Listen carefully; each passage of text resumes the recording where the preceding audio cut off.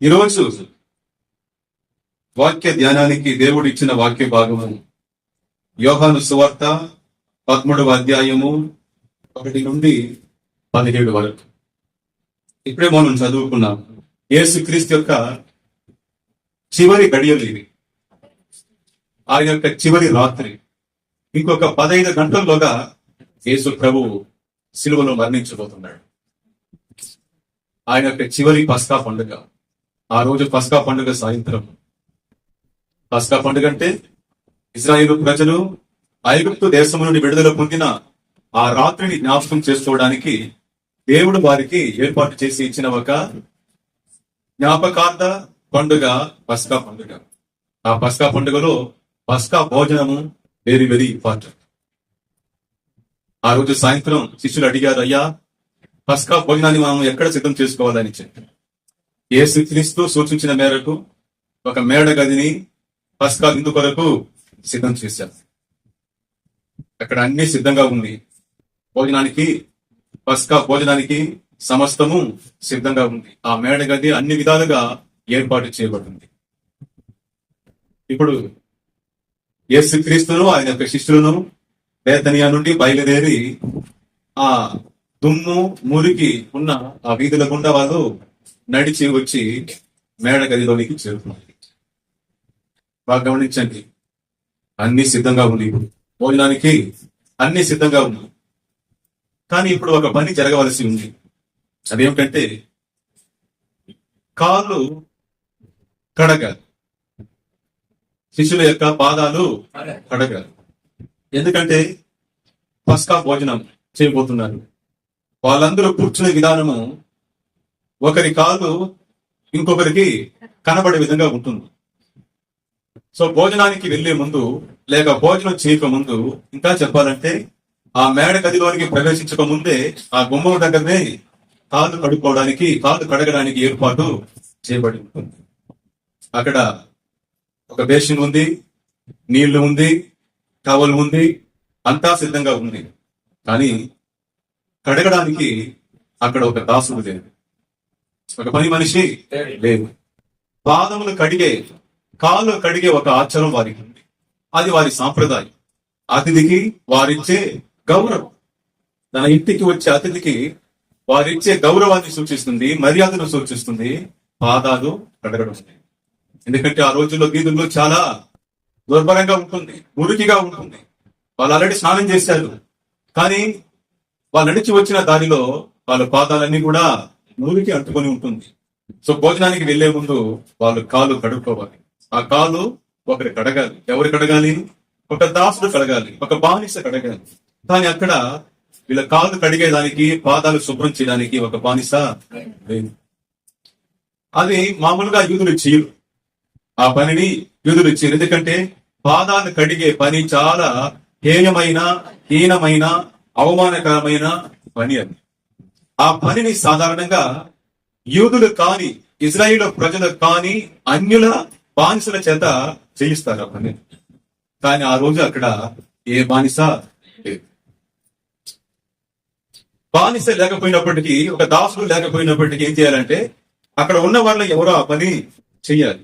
ఎందుకంటే పాదాలు ఖచ్చితంగా శుభ్రం చేయబడాలి, కడగబడాలి. సో ఇక్కడ ఉన్న వాళ్ళలో ఎవరో ఒకరు ఆ పని చెయ్యాలి. కానీ ఆ శిష్యులు 12 మందిలో ఎవరికి కూడా పాదాలు కడగడానికి ముందుకు రాలేదు. ఎందుకు వారు ముందుకు రాలేదు? ఎందుకంటే అప్పటికీ వారి మధ్యలో, 12 మధ్యలో ఒక పెద్ద వివాదం జరుగుతా ఉంది. ఏంటి ఆ వివాదము? చూడండి, లూకా సువార్త 22వ అధ్యాయము 24. తమలో ఎవడు గొప్పవాడుగా ఎంచబడునని వివాదము వారిలో పుట్టగా. వారిలో ఒక వివాదం జరుగుతూ ఉంది. ఆ 12 మంది శిష్యులలో వివాదం పోతా ఉంది. ఏంట వివాదం అంటే, మన 12 మందిలో ఎవరు గొప్పవాడుగా ఎంచబడును అనే ఒక వివాదం జరుగుతూ ఉంది. వాళ్ళు ఏమనుకున్నారంటే, యేసు ప్రభు త్వరలో ఇజ్రాయేల్ దేశానికి రాజు అవబోతున్నాడు, రోమియులను వెళ్ళగొట్టి ఒక కొత్త రాజ్యాన్ని ఆయన స్థాపించబోతున్నాడు. ఆ రాజ్యానికి సింహాసనాధిపతి యేసుక్రీస్తే. ఆ సింహాసనం చుట్టూ మనము 12 సింహాసనం వేయబడి మంత్రులుగా మనము ప్రమాణ స్వీకారం చేయబడబోతున్నాము. ఈ 12 మందిలో ఎవరు గొప్పవారు, ఎవరికి మొదటి సీటు, ప్రథమ సీటు, గొప్ప స్థానము ఎవరిది అనే ఒక వివాదము వారిలో జరుగుతుంది. కాళ్ళు కడగాలి. ఇప్పుడు ఒకరి వారు చూసుకుంటున్నారు. అంద్రే అంటున్నాడు, రే నేనే యేసుక్రీస్తు యొక్క మొదటి శిష్యుడు, కాబట్టి నేనే గొప్పవాడిని. నేను ఇలాంటి హీనమైన పని చేయను. ఈ అవమానకరమైన పని, ఒక బానిస చేయవలసిన పనిని నేను చేయను. యోహాన్ అంటున్నాడు, నేను ఆయనకు ప్రియమైన వాడిని, నేను యేసయ్యకు ప్రియమైన వాడిని, కాబట్టి నేనే గొప్ప, కాబట్టి నేను ఇలాంటి హీనమైన పని చేయను. పేతురు అంటున్నాడు, పరలోక రాజ్యం యొక్క తాళపు చెవులు యేసు నా దగ్గరే ఇచ్చినాడు రా, కాబట్టి నేనే గొప్పవాడిని, కాబట్టి నేను వంగి ఇలాంటి అవమానకరమైన హీనమైన ఒక బానిస చేసే పనిని నేను చేయను. ఇలా ఒక్కొక్కరు ఒక్కో విధంగా తమని గురించి చాలా గొప్పగా ఆలోచించుకొని ఆ పనిని చేయడానికి ఎవరు కూడా ఇష్టపడరు. వాళ్ళ పాదాలు మురికితో నిండి ఉంది, వాళ్ళ హృదయాలు అయితే గర్వముతో నిండి ఉంది. వారందరూ సింహాసనం కొరకు కొట్టుకుంటూ ఉన్నారు, పెనుగులాడుతున్నారు, కానీ ఎవరు కూడా ఆ టవల్ తీసుకోవడానికి ముందుకు రాలేదు. ఒకరికొకరు ముఖాన్ని, తమ తలను బిర్రదిగుకుంటూ హుందాగా ఉన్నారు. ఒకరికొకరు చేతులు కట్టుకొని హుందాగా ఉన్నారు. నేను గొప్పవాడిరా, నేనే గొప్పవాడిరా అని ఈ 12 మంది కూడా హుందాగా చేతులు ముడుచుకొని కూర్చొని ఉన్నారు. ఆ సమయంలో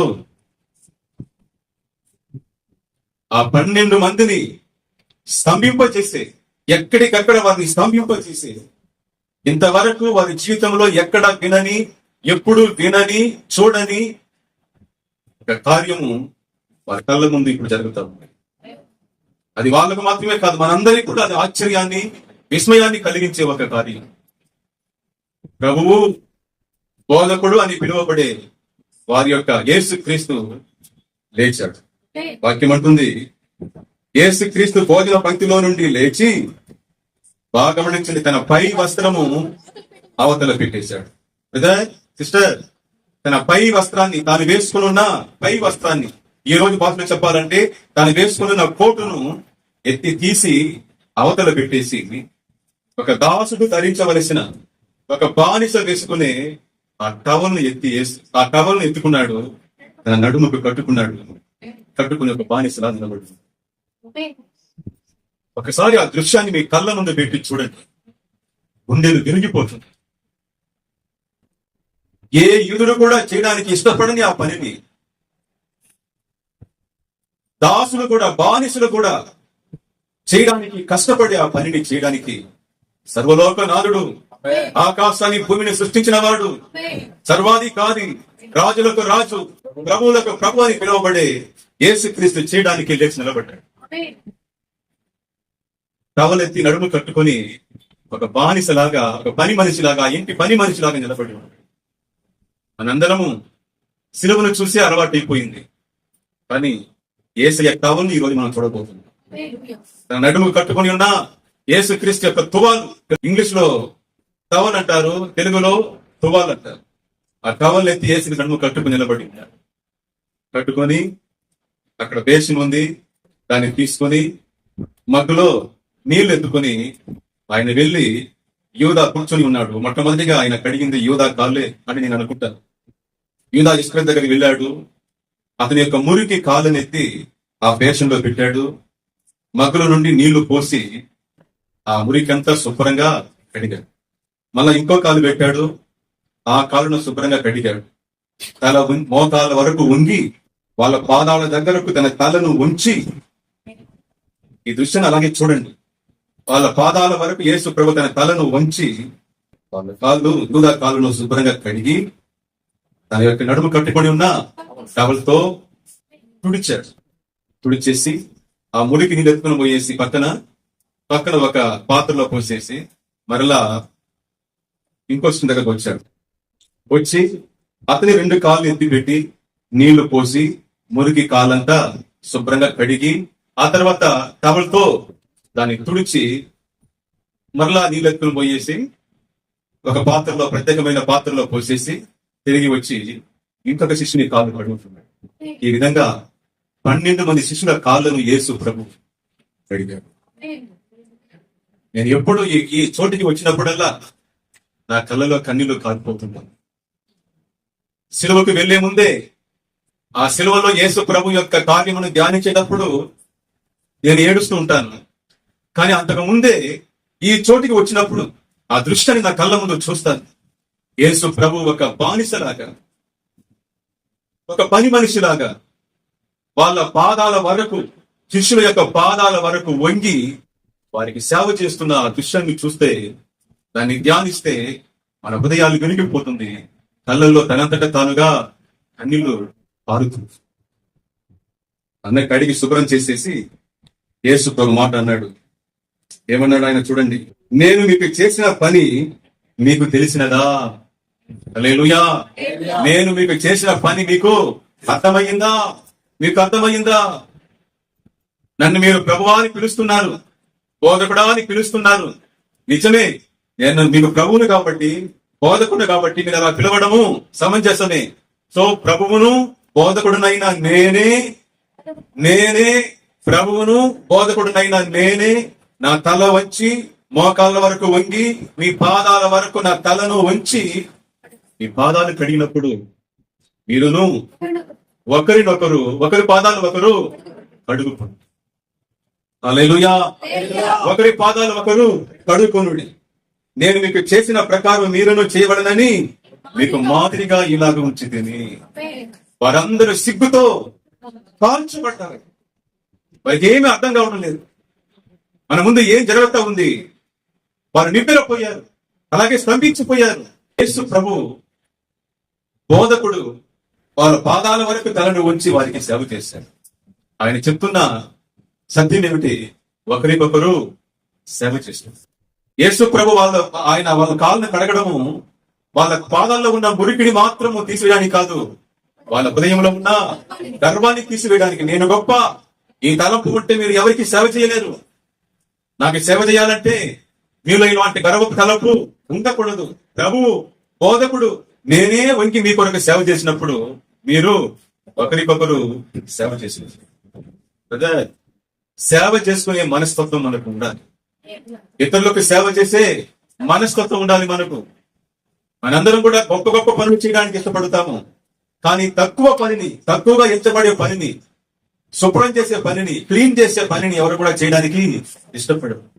వాక్యం అంటుంది చూడండి, 13 యోహాను 13 3వ వాక్యము, తండ్రి తన చేతికి సమస్తమును అప్పగించిననియు తాను దేవుని యొద్ద నుండి బయలుదేరి వచ్చిననియు దేవుని యొద్దకే వెళ్ళవలసి ఉన్నదనియు యేసు ఎరిగి, ఆయనకు అన్ని తెలుసు. ఏం తెలుసు ఆయనకి?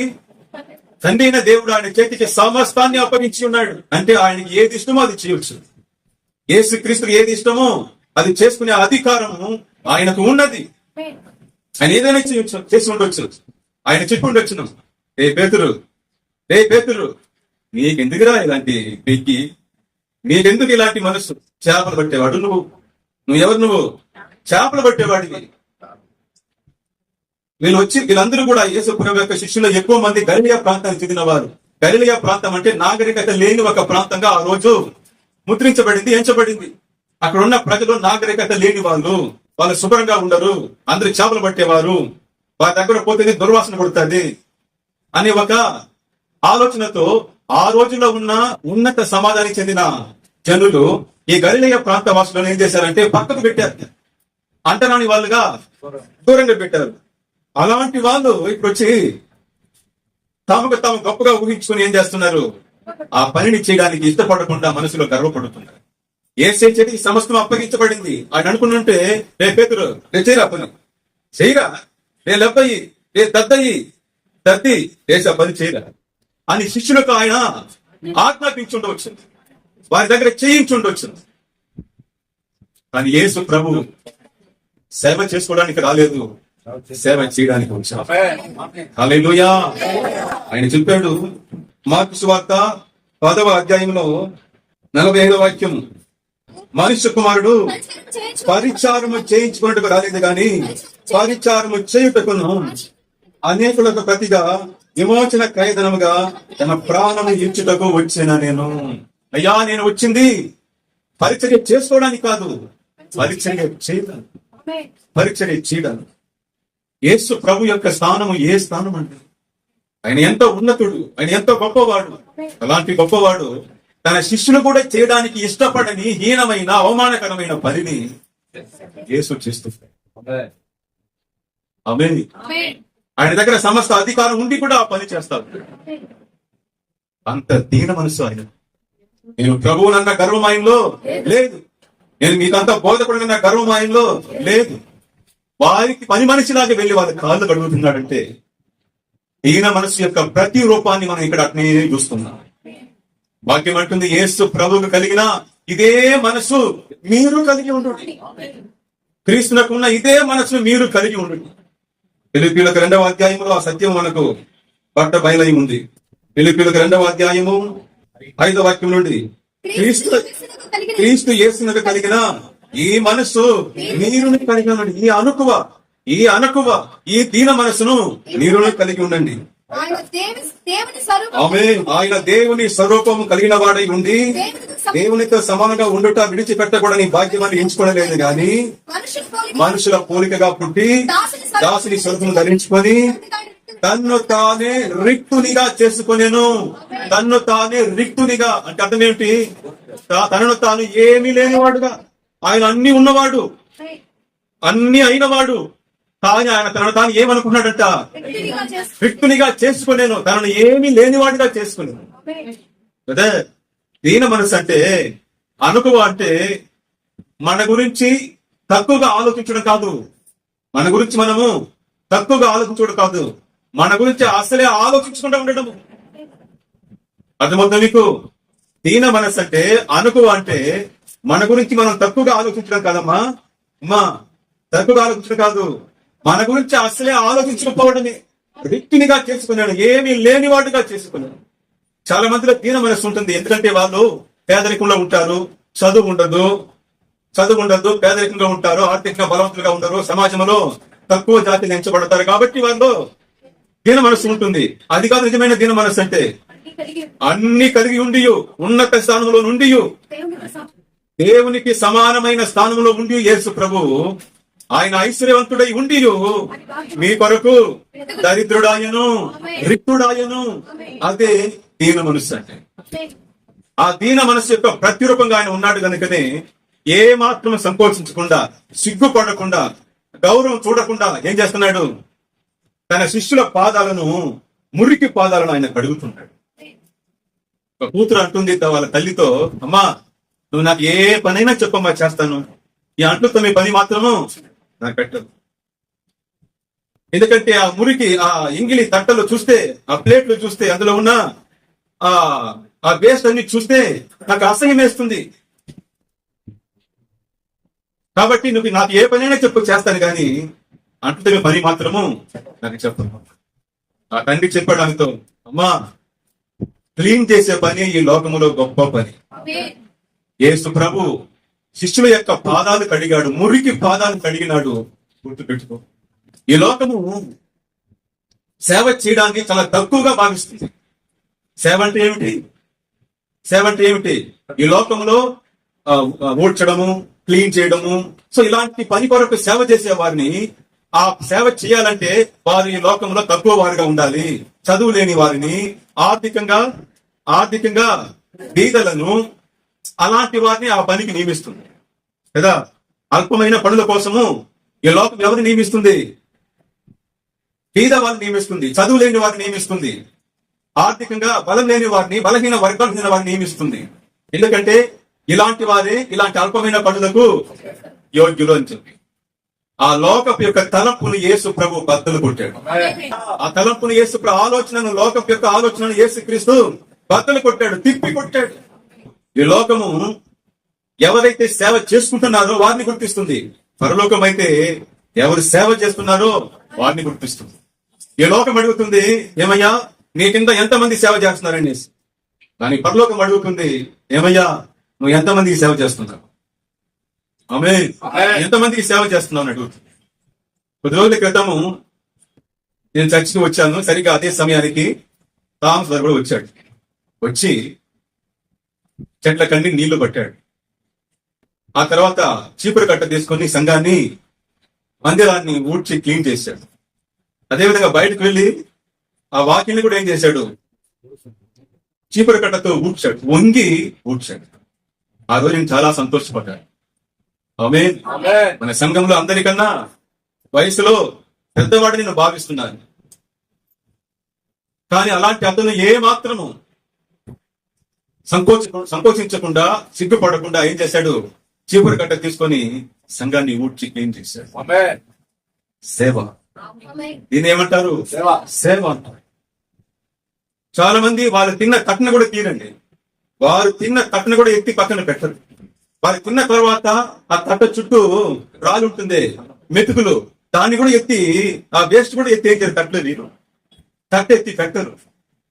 దాన్ని ఏం చేస్తారు? గౌరవంగా చూస్తారు, ప్రెస్టేజ్ చూస్తారు. దాన్ని ఆడవాళ్ళే చేయాలి, స్త్రీలే దాన్ని చేయాలి, పురుషుడు దాన్ని చేయకూడదు. Prestige problem. బ్రదర్, సిస్టర్, అలాంటి కర్రపు తలపు నీలో వచ్చినప్పుడు ఒక్కసారి యేసుని గుర్తు చేస్తారు. శిష్యుల పాదాలు, మురికి పాదాలు కడిగిన యేసును గుర్తు చేస్తారు. ఆ ప్రాంతంలో ఒక డాక్టర్ ఉన్నారు, చాలా గొప్ప డాక్టర్. అందరికీ ఆయన అంటే చాలా ఇష్టము, ఫేమస్ ఆయన. కానీ ఆయనకి ఇష్టమైన పని ఏంటో తెలుసా? ప్రతి ఆదివారం ఆయన చర్చికి వెళ్ళి, అందరికన్నా ముందు వెళ్ళి ఆ డాక్టర్ ఏం చేస్తాడు? మందిరాన్ని చీపురగడ్డ తీసుకొని ఊడ్చి క్లీన్ చేసి, చాపలేసి, చైర్లేసి సిద్ధం చేస్తాడు. ఆ రోజు కొత్తగా వచ్చిన వాళ్ళు అడిగారు, ఏంటయ్యా మీరు డాక్టర్ కదా, మీరేంటి ఇలాంటి పనులు చేస్తున్నారే? ఆయన చెప్పిన మాట ఏంటో తెలుసా? యేసు క్రీస్తు పాదాలు కడిగాడు. నా ప్రభు యేసు క్రీస్తు శిష్యుల పాదాలు కడిగాడు. ఆయనే అంత దిగినప్పుడు, ఆయనే అంత వంగినప్పుడు నేనెంత మాత్రం.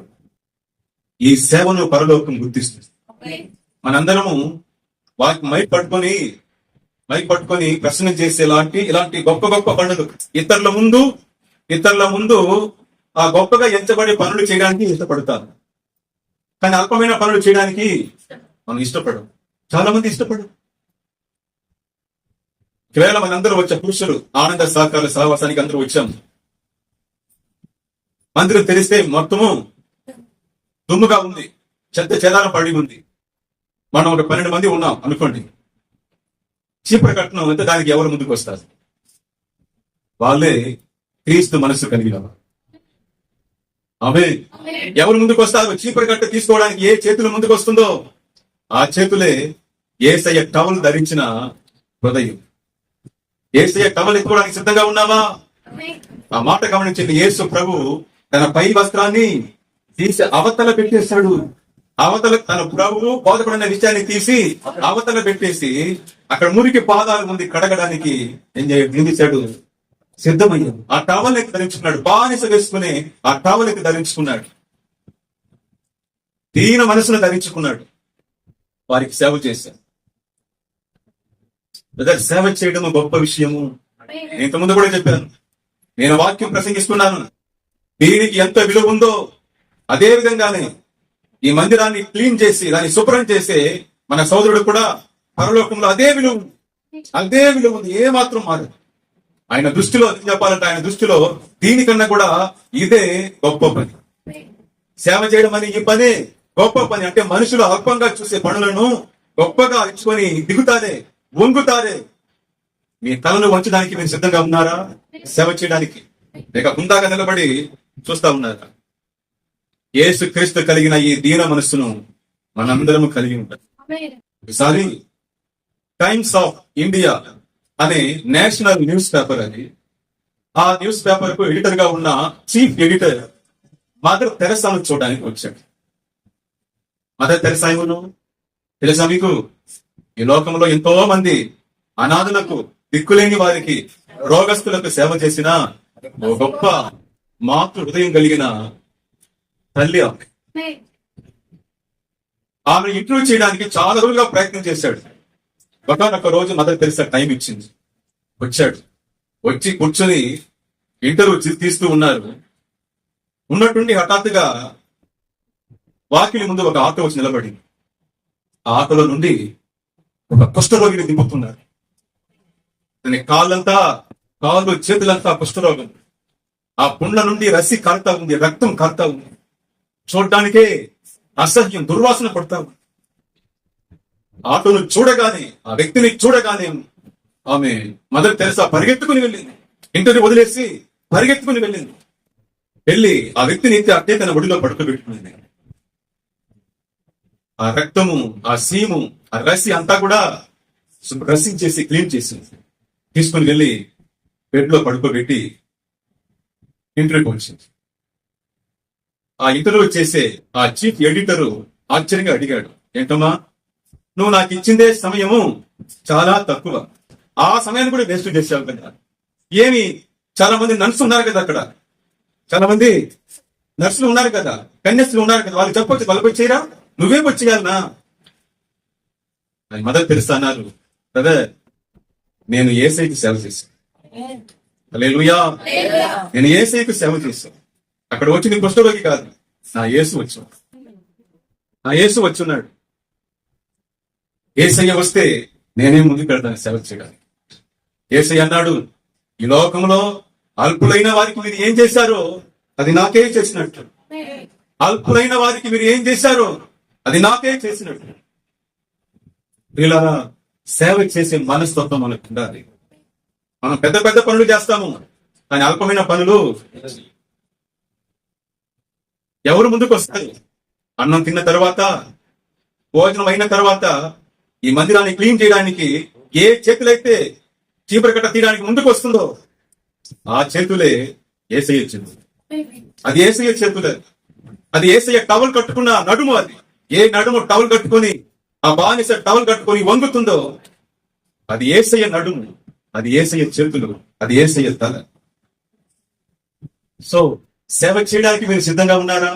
అల్పమైన భావించే కార్యాలను చేయడానికి మీరు సిద్ధంగా ఉన్నారా? సేవ చేయడానికి తల ఉంగి బాగా గమనించండి, తల పైన పెట్టుకొని కాదు, తల వంచి నడుము వంచి మోకాళ్ళ వరకు ఒరిగి సేవ చేసే క్రీస్తు మనస్తత్వం మనకు ఉండాలి. ఎక్కడ మనము నేను గొప్ప, నేను ఈ పని చెయ్యను, నేను పెద్ద, నేను ఇలాంటి పని చేయనని మనస్తత్వం మనలో ఉంటే మనము ఈ లోకంలో యేసయ్య కొరకు సేవ చేయలేదు. మనం యేసయ్య మనసు కలిగిన వారము. యేసయ్య ఎవరి కాలు కడుగుతున్నాడు? Very very important. యేసు ప్రభు ఎవరి కాలు కడుగుతున్నాడు చూడండి. 13వ అధ్యాయము 2వ వాక్యం. యూదా ఇస్కరియోతు పాదాలను కడుగుతున్నాడు. తనను అప్పగించబోయే, తనకు ద్రోహం చేయబోయే యూదా పాదాలను యేసు కడుగుతున్నాడు. ఎవరి పాదాలను యేసు కడుగుతున్నాడు? పేతురు పాదాలను కడుగుతున్నాడు. అంటే తనను ఎరగనని 3 సార్లు చెప్పబోయే పేతురు కాళ్ళను, పాదాలను కడుగుతున్నాడు. ఎవరి కాళ్ళను ఆయన కడుగుతున్నాడు? ఇంకొద్దిసేపట్లో యేసయ్యను అనాథగా విడిచిపెట్టి పారిపోబోతున్నారే శిష్యులు, వారి పాదాలను యేసు కడుగుతున్నాడు. ఇవన్నీ తెలిసే కడుగుతున్నాడు. హల్లెలూయా. ఇవన్నీ తెలిసే కడుగుతున్నాడు. చూడండి 11వ వాక్యం చూడండి. తనను అప్పగించు వారిని ఎరిగిన గనుక తనకు ద్రోహం చేయబోయేవాడు ఎవరని ఆయనకు తెలుసు. యూదా ఇస్కరియోతే శత్రువులతో చీగలిపి నాకు శత్రువుగా మారి నాకు ద్రోహం చేయబోతున్నాడు, నన్ను శత్రువులకు అప్పగించబోతున్నాడు ఆయనకు తెలుసండి.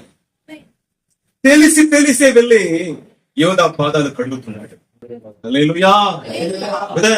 వీళ్ళు మనకు ద్రోహం చేయడానికి సిద్ధమవుతున్నారు, వీరందరూ మనల్ని చేయి విడిచేస్తారు, కష్టకాలంలో మనల్ని అపాయంలో పడేస్తారని మీకు తెలిసినప్పుడు వారి పాదాలు కడుగుతారు.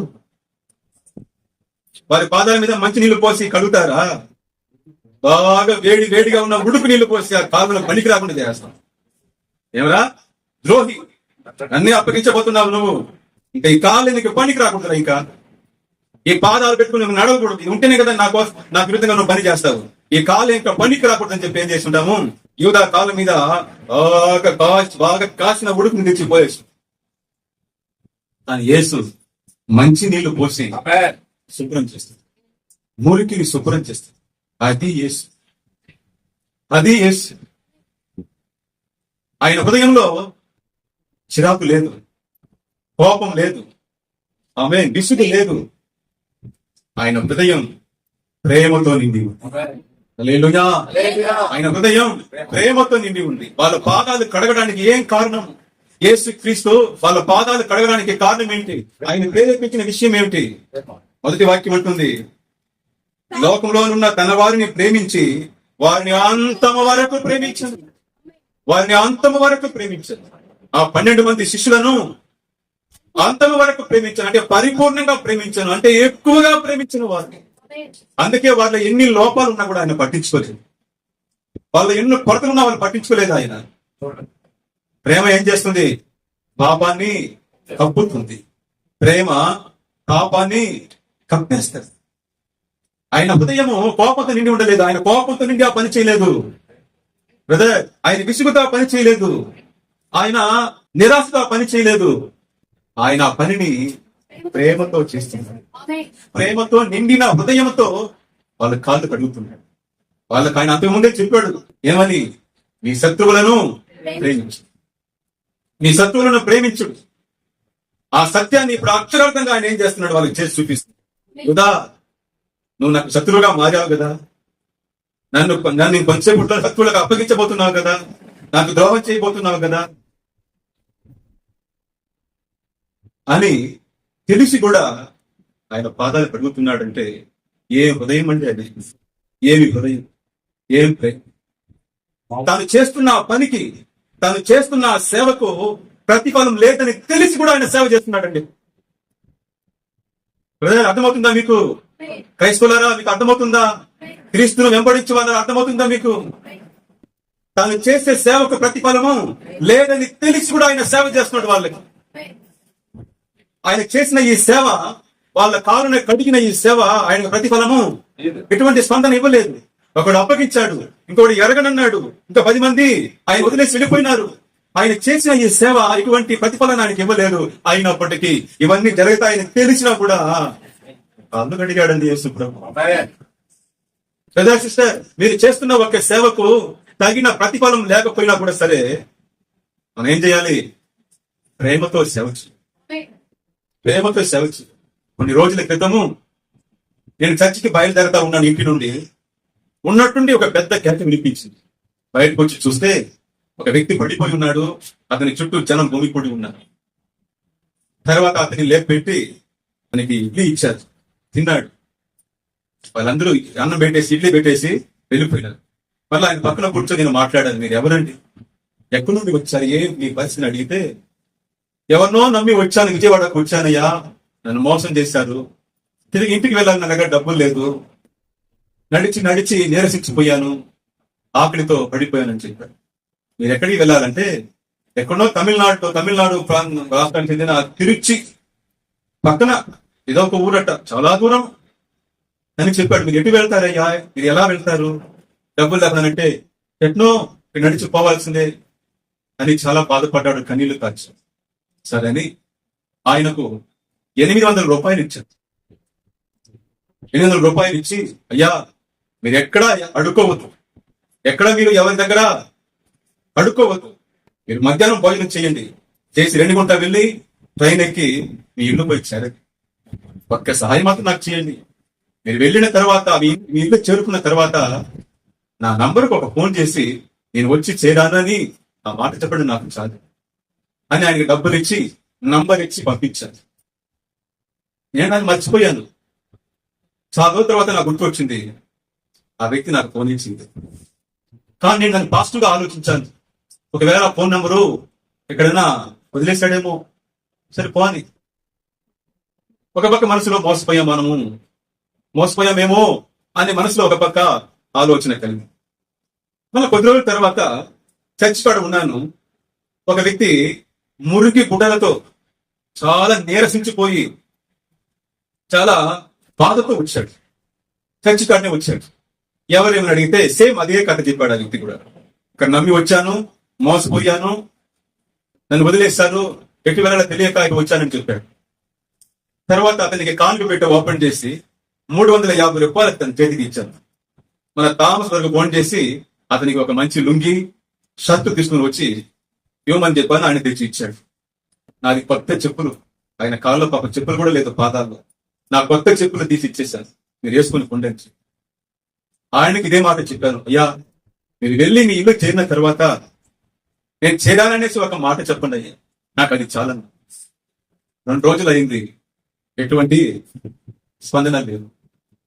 3వ రోజు చేశాడు. అన్నా వచ్చి ఇల్లు చేరానన్నా, వచ్చిన వెంటనే ఫోన్ చేసి కుదరలేదు, నాకు నా ఆరోగ్యం పాడైపోయి వచ్చి పడిపోయాను, ఇప్పుడే లేచాని మీకు ఫోన్ చేస్తున్నాను, చాలా థ్యాంక్స్ అని అన్నాడు. హల్లెలూయా. ఒకవేళ అప్పుడు మనం మోసపోయామని చెప్పి ఇప్పుడు నేను సహాయం చేసి పోయినట్లయితే ఆ పరిస్థితి ఏమై ఉండేది? నేను యేసయ్యను కాదు, యేసయ్య మనసు నాకు లేదు. బ్రదర్ సిస్టర్, యేసయ్య మనసుతో మనం సేవ చేయాలి. ప్రతిఫలం ఉన్నా లేకపోయినా, మనం చేసే సహాయానికి, మనం చేసే సేవకు ప్రతిఫలం లేకపోయినా కూడా సరే, ప్రేమతో మనం ఏం చేయాలి? సేవ చేస్తూనే ఉండాలి. సేవ చేస్తూనే ఉండాలి. సేవ చేయడానికి ఏం కావాలి? ప్రేమ కావాలి. ప్రేమ కావాలి. దీని మనసుతో తల వంగాలి, ప్రేమతో హృదయం నిండి ఉండాలి. ఒక హాస్పిటల్లో ఒక పెద్ద ధనవంతుడు ట్రీట్మెంట్ కోసం వెళ్ళాడు. అది ఒక క్రిస్టియన్ మిషన్ హాస్పిటల్. అక్కడ నర్సులు చాలా కష్టమైన పనిని, మురికితో కూడిన పనిని చేస్తా ఉన్నారు. దాన్ని చూసి అతను అన్నాడు, ₹1,00,00,000 ఇచ్చినా నేను ఇలాంటి పనులు చేయను. ₹1,00,00,000 ఇచ్చినా ఇలాంటి ఉద్యోగం నేను చేయను. పని చేస్తున్న నర్సు కాసేపు పనిని ఆపి, ఒక క్షణం పనిని ఆపి అతని వైపు చూస్తూ చిరునవ్వుతో చెప్పింది, నేను కూడా చేయనండి. ₹1,00,00,000 ఇస్తే నేను కూడా చేయను. ఈ పని చేయడానికి డబ్బు కాదు, ప్రేమ కావాలి. హల్లెలూయా. నేను ఈ పనిని డబ్బు కోసం కాదు, ప్రేమతో చేస్తున్నాను. ప్రేమ మురికిని కడిగి శుభ్రం చేస్తుంది. అల్పమైన కార్యం చేయడానికి ముందుకు వస్తుంది. తల వంచుతుంది, నడుము వంగుతుంది, మోకాలు ఉరుగుతుంది. హృదయము ప్రేమతో నిండి ఉంది. ఆయన వారిని ప్రేమించాడు, చివరి దాకా ప్రేమించాడు. వాళ్ళ ఎన్ని లోపాలున్నా ప్రేమించాడు. అందుకే ఆయన వంగి వాళ్ళ కొరకు సేవ చేశాడు. ఆ తర్వాత యేసు ప్రభు అన్నాడు, చూడండి 17వ వాక్యంలో, కనుక వీటిని చేస్తే మీరు ధన్యులని. ధన్యులనే పదానికి అర్థం ఏమిటి? ఆనందం. పరిస్థితుల చేత ప్రభావితం చేయబడని దైవిక ఆనందాన్ని సూచించే పదం. అది మామూలు సంతోషం కాదండి, అది లోకం నుండి వచ్చే సంతోషం కాదు. అది పరలోకం నుండి మనలో పోయబడే దైవిక ఆనందం. అది దైవిక ఆనందం. ఈ లోకము తనకు సేవ చేయించుకుని ఆనందపడతాయి అని పరలోకము క్రైస్తవులు సేవ చేయడం ద్వారా సంతోషం పొందుకుంటారు, ఆనందం పొందుకుంటారు. సేవ చేయడం అనేది సంతోషాన్ని ఇస్తుంది కదా. సేవ చేసి చూడండి. ఇంతవరకు మీరు చేయని అల్పమైన పనిని చేసి చూడండి. యేసు ప్రభుని తలుచుకుని చేసి చూడండి. యేసయ్య శిష్యుల యొక్క మురికి పాదాలను కడిగడన్న విషయాన్ని జ్ఞాపకం చేసుకుని చేసి చూడండి. యేసయ్య కడిగిన అదే మనసుతో చేసి చూడండి. ఎంత ఆనందమో హృదయంలో, ఎంత సంతోషం. లేదా మీ ఇంట్లో కానీ, సంఘంలో కానీ, మీరు పనిచేస్తున్న స్థలంలో కానీ అల్పమైన పనులు చేయడానికి సిద్ధంగా ఉండండి. యేసయ్య మనసు కలిగి ఉండండి. యేసయ్య టవల్ను ధరించుకుంటావా? యేసయ్య టవల్ నడుము కట్టుకుంటావా? యేసయ్య టవల్ను కట్టుకోకపోతే సిలువ యొక్క ఆశీర్వాదాలు నీకు దక్కవు. సిలువ యొక్క ఆశీర్వాదాలు నీకు దక్కాలంటే ఆమేన్, టవల్ కట్టుకోవడానికి నువ్వు సిద్ధంగా ఉంటావు. యేసయ్య కడుగుతూ, పాదాలు కడుగుతూ పేతురు దగ్గరికి వచ్చినప్పుడు, పేతురు, ప్రభువా నువ్వా నా పాదాలు కడగడం, నువ్వా నా పాదాలు కడగడం, అది అన్నటికీ కూడదు. నువ్వేంటి నా పాదాలు కడగడం అయ్యా? నా ప్రభువు నువ్వు, నా బోధకుడు నువ్వా నా పాదాలు కడగడం? యేసయ్య అన్నాడు, పేతురు నేను చేసేది ఇప్పుడు నీకు అర్థమవుదయ్యా, కానీ త్వరలో పరిశుద్ధాత్మ దేవుడు వస్తాడు. ఆయన వచ్చి నేను చేసే ప్రతి దాన్ని నీకు వివరిస్తాడు. అప్పుడు నీకు అర్థమవుతుంది. ఆయన చెప్పింది నిజమే. పరిశుద్ధాత్మ వచ్చిన తర్వాత పేతురుకు అర్థమైంది.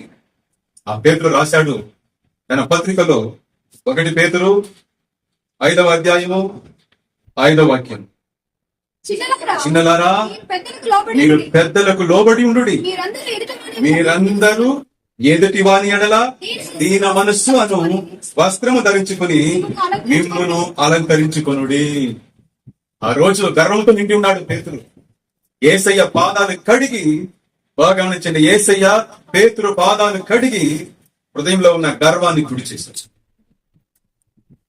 పేతురు అంటున్నాడు, మీరందరూ ఎదుటి వాని ఎడల దీన మనస్సు అను వస్త్రము ధరించుకోండి.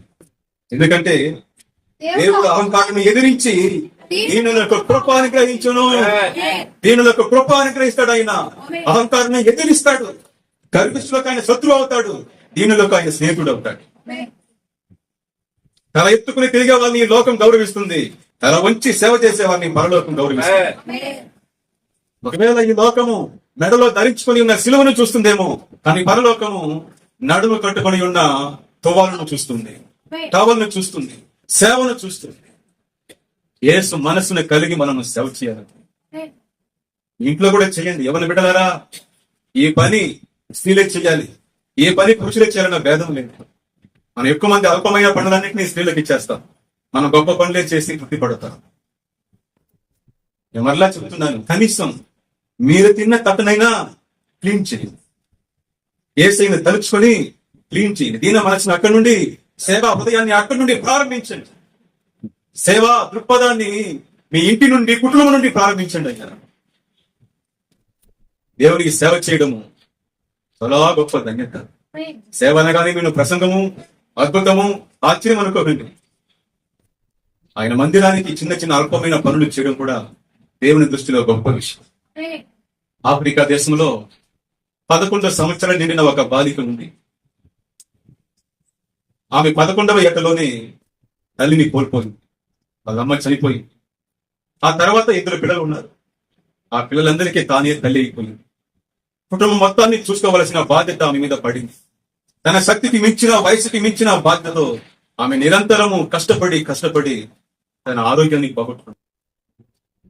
మంచి యవన వయసులో ఆరోగ్యాన్ని పోగొట్టుకుని హాస్పిటల్ పాలైంది.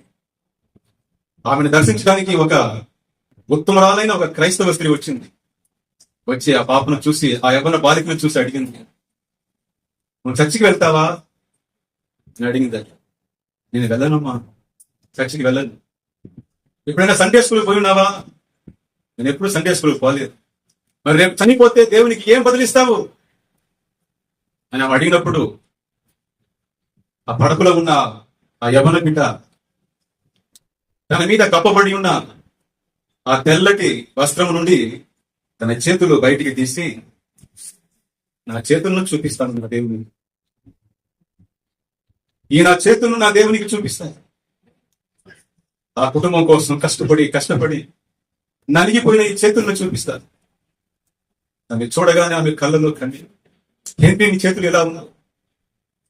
ఆ పిల్లల కోసం, తన చెల్లెల కోసం, తన కుటుంబం కోసం కష్టపడి నలిగిపోయిన ఆ చేతులను నేను దేవునికి చూపిస్తాను. ఆమె నిజమైన సేవకురాలు. ఆమె నిజమైన సేవకురాలు. నిజంగా దేవుడు ఆమె చేతులను గణపరుస్తాడు. Praise the lord. చేతులను గణపరుస్తాడు. వీళ్ళారా, సేవ చేయడానికి మీ చేతుల్ని సిద్ధంగా పెట్టండి. వంగండి, తలను వంచండి, మోకాళ్ళను మడవండి. యేసయ్య కొరకు సేవ చేయండి, కుటుంబం కొరకు సేవ చేయండి. ఎక్కడా మిమ్మల్ని మీరు గొప్పగా ఊహించుకోవద్దు. మనందరము సేవకులం. సేవ చేసే మనస్తత్వం, హృదయం మనం కలిగి ఉండాలి. యేసయ్య టవల్ను ధరించుకుంటారా? యేసయ్య సిలువను ధరించుకుంటున్నారే? ఆయన టవల్ను ధరించుకుంటారా? నేను ప్రతి ప్రభురాత్రి భోజనం నాడు ఉదయకాలంలో ప్రార్థన చేస్తాను. తండ్రి, నాకు దీన మనసును దయచేయి. ఎలాంటి దీన మనసు?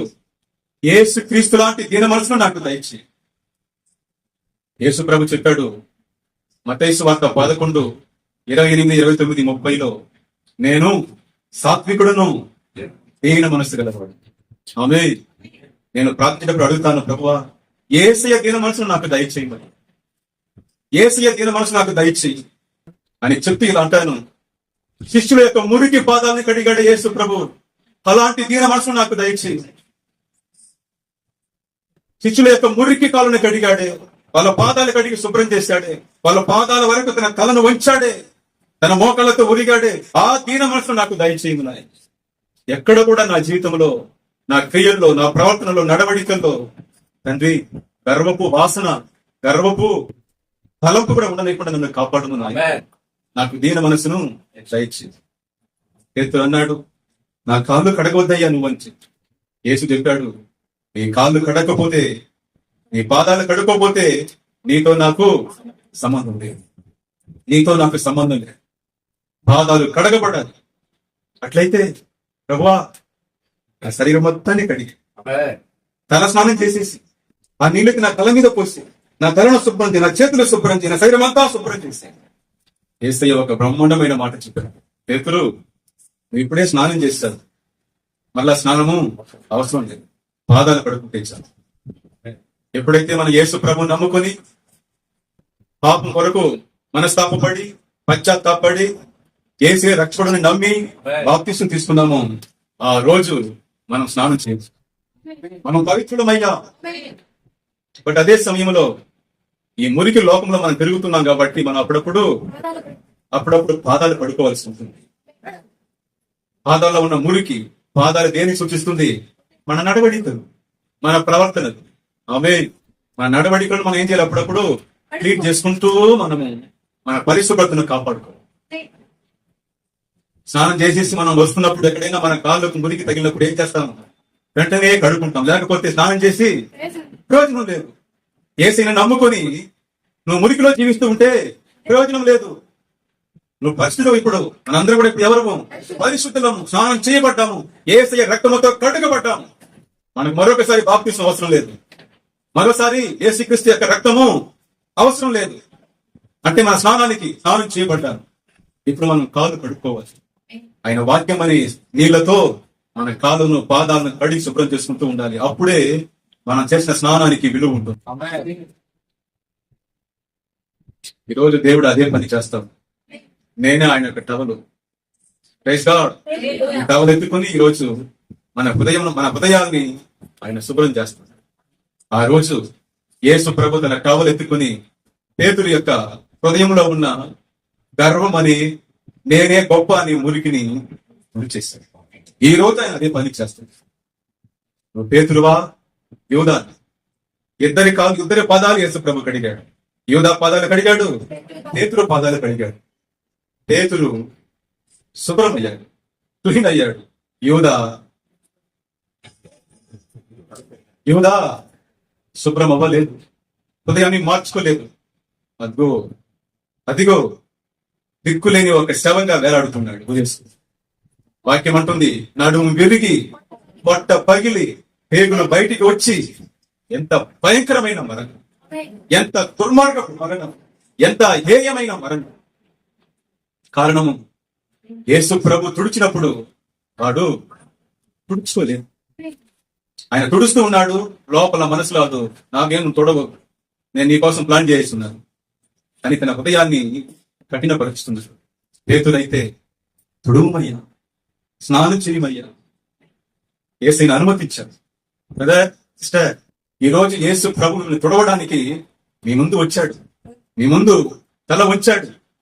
శుభ్రం చేసుకుంటారా? లేక యూదాలా మిగిలిపోతారా? పేతురులా శుభ్రం చేసుకుంటారా? గొప్ప వాళ్ళు అవుతారా? ప్రయోజకులు అవుతారా?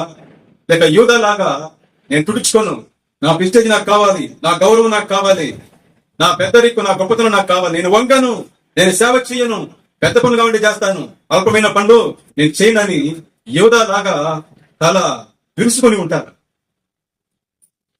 మీరు ఎవరిలా ఉండబోతారు? మళ్ళా చెప్తున్నాను, యేసు ఇద్దరు పాదాలు కడిగాడు, ఒకడే శుభ్రం అయ్యాడు, ఒకడు నాశనం. శుభ్రం చేసుకుందాం. యేసయ్యను అనుమతిస్తాం. యేసయ్యా, నా హృదయాన్ని కడుగయ్యా, నా నడవడికలను శుభ్రం చేయను, ఆయన నన్ను శుద్ధి చేయము, నన్ను పరిశుద్ధపరచువాడవు నీవే అని మనల్ని, మన హృదయాన్ని, మన దేహాన్ని యేసయ్యకు అప్పగించుకుందాం. ఆయన చిత్తాన్ని సమర్పించుకుందాం. ఆయన మనల్ని కడిగి శుభ్రం చేస్తాడు. యేసుక్రీస్తు యొక్క రక్తము మన పాపములను కడిగి మనల్ని పవిత్రునిగా చేయను. ప్రార్థన చేస్తుంది.